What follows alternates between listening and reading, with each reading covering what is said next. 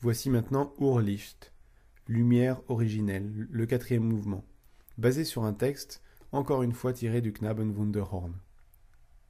Ô petite rose rouge, l'humanité gît dans une très grande misère. L'humanité gît dans une très grande souffrance. Toujours préférerais-je être au ciel. Une fois, je venais sur un large chemin. Un ange était là, qui voulait me repousser. Mais non, je ne me laissais pas repousser. Je viens de Dieu, et je retournerai à Dieu. Le cher Dieu qui me donnera une petite lumière pour éclairer mon chemin vers la vie éternelle et bénie. Il s'agit donc d'une prière pleine de ferveur, une prière qui exprime des choses très profondes, mais en des termes très simples. On a vraiment affaire à un recueil de mélodies populaires, et cet aspect populaire est vraiment prégnant depuis le Ländler du deuxième mouvement. Il est encore bien présent ici. Et encore, on peut considérer que le premier mouvement, qui est la cérémonie des aïeux, cérémonie populaire lituanienne, a encore quelque chose tiré du folklore.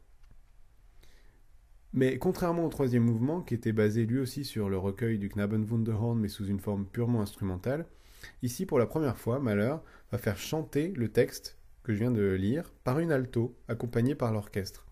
Donc pour la première fois, Mahler intègre un véritable lead dans le genre symphonique. C'est une greffe qui fera des émules dans la troisième et la quatrième symphonie, toujours à partir du Knabenwunderhorn. Partons du texte. Il développe trois idées principales. D'abord, les misères humaines et la voie divine comme salut. Puis, le refus de se laisser exclure du paradis. Et enfin, à nouveau la voie divine comme salut, ce qui donne très logiquement une structure en A-B-A.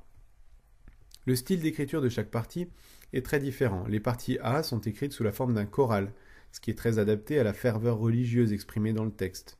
Un choral, c'est un genre à prédominance verticale, qui va mettre l'accent sur la dimension harmonique, sur les accords. Plusieurs voix différentes jouent de manière homophonique, c'est-à-dire tout le monde sur les mêmes rythmes, ce qui crée vraiment une succession d'accords mis les uns à la suite des autres.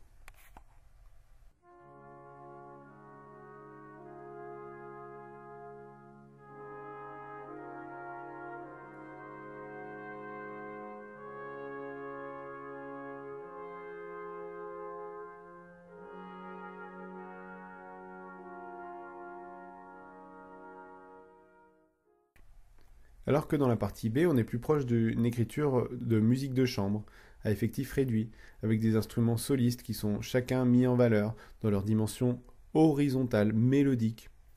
Chaque voix jouant sa propre partie, on a affaire à une superposition polyphonique. Poly, plusieurs, phonos, son, donc plusieurs voix simultanées, jouant chacune sa partie propre.